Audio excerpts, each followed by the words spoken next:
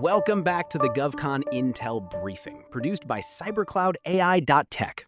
I'm Alex, and it's July 24th, 2026. This is where we break down the most critical federal opportunity, agency, acquisition, cyber, cloud, AI, and capture signals you need to know. Here at cybercloudai.tech, we pride ourselves on helping small businesses and GovCon teams navigate the federal landscape with top-tier cybersecurity, cloud, AI, and federal capture strategy, all without that Fortune 500 overhead. And joining me, as always, is the brilliant and high-energy Maya. Thanks, Alex. Always great to be here diving deep into the data streams of federal intel. We've got a packed briefing today covering everything from legal battles impacting disaster funding to the Pentagon's latest AI directives. It's a dynamic week out there, and we're here to help you make sense of it all, and more importantly, figure out where to focus your efforts for maximum impact. Let's not waste any time and jump right into some near-term opportunities. Absolutely. Kicking things off, we're seeing a significant development, with more than 24 states suing the Trump administration over conditions placed on disaster funding.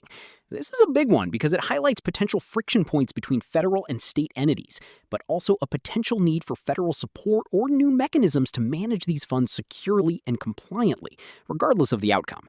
For our listeners, this could signal opportunities in financial management systems, compliance, or even secure data exchange solutions at both state and federal levels.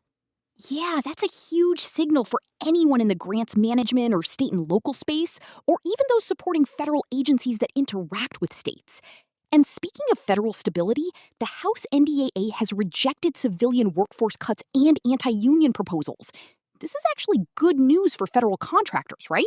It means the DoD civilian workforce isn't facing immediate reductions, which typically translates to a more stable environment for existing contracts and continued demand for services that support these workforces, like IT modernization, training, and operational support. No sudden shifts in personnel means more predictable project needs. Exactly, Maya. Stability is key. Now, shifting gears to something directly in our wheelhouse. Federal News Network published a piece stating that the cybersecurity perimeter is gone. Federal agencies need to govern identity, data, and compute instead. This isn't just a commentary. It's a direct call to action for agencies to embrace zero-trust architectures, robust identity management, and comprehensive data governance. For cybercloudai.tech and our partners, this is prime territory. Agencies are actively seeking solutions to reduce data at rest and limit movement outside governed environments. If you're in identity, data security, or cloud-native security, this is your moment. Oh, absolutely, Alex. This is the core of modern cyber. And it's not just a trend, it's a mandate. Agencies are basically screaming for help securing what's inside their networks now that the walls are down. And speaking of big contracts, the Pentagon just awarded Oracle a massive $7 billion agreement for consolidated software tools and licenses. While Oracle is the prime, this enterprise software agreement consolidates all of DoD's contracts with them under a single vehicle. This isn't a direct prime opportunity for most, but it screams subcontracting potential. Think about all the integration work, custom development, security overlays, and ongoing support services that will be needed around this colossal Oracle ecosystem. If you've got Oracle expertise or can integrate with it, start looking for those second-tier opportunities. That's a great point, Maya. Always look for the ripple effect in these large awards. And staying with the Pentagon, Defense Scoop reports that the next round of their Accelerate the Procurement and Fielding of Innovative Technologies, or APFIT program, will prioritize tech that can be made cheaply at scale. This is fantastic news for innovative small businesses.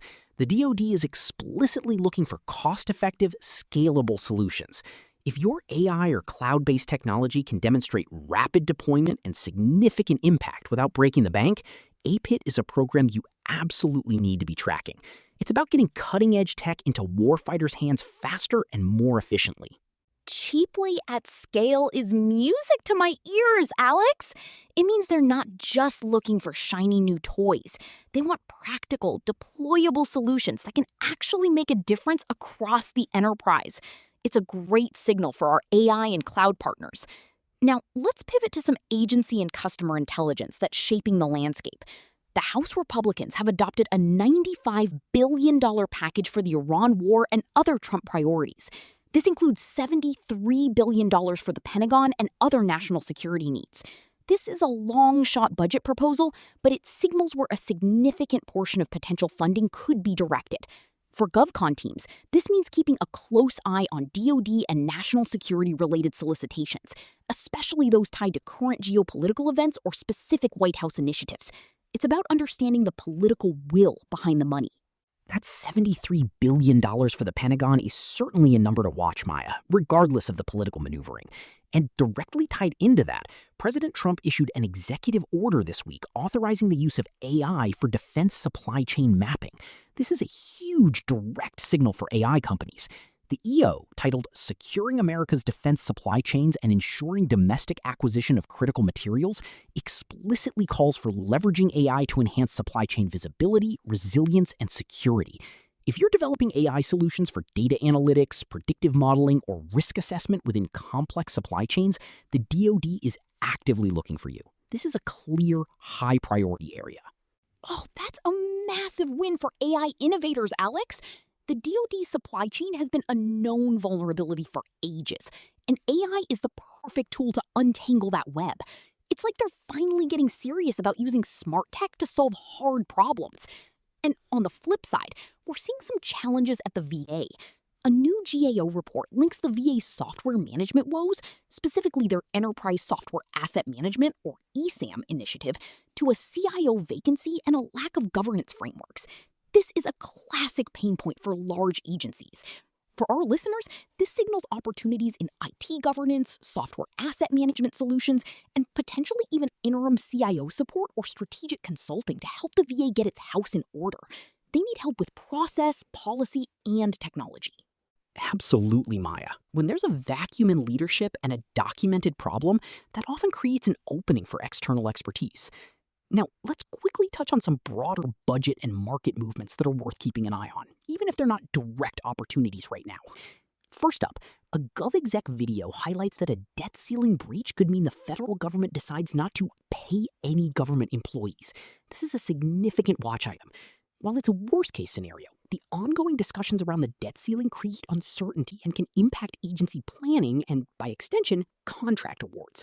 It's a reminder to diversify your pipeline and stay agile. Yeah, that's the kind of news that makes everyone in GovCon hold their breath, Alex. Let's hope it doesn't come to that. On a slightly different note, Federal News Network also reported that a member of Vice President J.D. Vance's Secret Service detail is being investigated over a suspected news leak. While not directly actionable for most of our listeners, it's a signal about the ongoing emphasis on operational and information security within high-profile federal agencies. It underscores the constant need for robust internal security protocols and vetting, which could indirectly lead to demand for related services down the line. Indeed, Maya. It's a reminder that security isn't just about technology, but also about people and processes. And on a more somber note, we saw the passing of R. James Woolsey, CIA director during the Clinton administration, at 84. A significant figure in national security, but not directly impacting near-term GovCon opportunities. So we'll keep that on our watch list for historical context. Finally, Federal News Network also ran a commentary piece making the case for an America First software supply chain. This echoes the earlier AI for defense supply chain mapping and reinforces the growing federal emphasis on software sovereignty and supply chain security. It's not a new concept, but the drumbeat is getting louder, which means more focus and potentially more funding for solutions that address these concerns. Yeah, that commentary really ties into the bigger picture of securing our digital infrastructure, Alex. It's all about trust and resilience, which are foundational to everything we do in cyber and cloud. So, with all these signals, what are 3 practical capture actions our listeners should be taking right now? Great question, Maya. For our first action, given the signals around disaster funding and the cyber perimeter is gone commentary, I'd say proactively engage with state and federal agencies on secure data management, identity governance, and cloud solutions. Position your capabilities to help them navigate new funding streams, comply with evolving cyber mandates, and secure their distributed environments. Don't wait for the RFP. Start those conversations now. That's spot on, Alex. Building those relationships early is key. For our second action, let's look at the DoD. Investigate subcontracting opportunities around large enterprise software agreements, like that massive Oracle deal, and prepare your pitches for the APFIT program. emphasize how your scalable, cost-effective AI and cloud solutions can directly address defense supply chain security and other critical needs. Show them how you can be a valuable partner to the primes or a direct, agile solution for APFIT. Excellent advice, Maya. And for our third practical capture action, closely monitor the VA's software asset management challenges and track the proposed $95 billion budget package, particularly the $73 billion allocated for the Pentagon. Look for specific solicitations related to IT governance, software lifecycle management, and national security-focused cyber and AI projects. Understanding these pain points and budget priorities will allow you to tailor your solutions and target your business development efforts effectively. 3 solid actions to take this week, Alex. It's all about being proactive, strategic, and knowing where the federal dollar is heading. The landscape is always shifting, but with the right intel, you can stay ahead. Absolutely, Maya. And that's our GovCon Intel briefing for today, July 24th, 2026. A huge thank you to Maya for her incredible insights.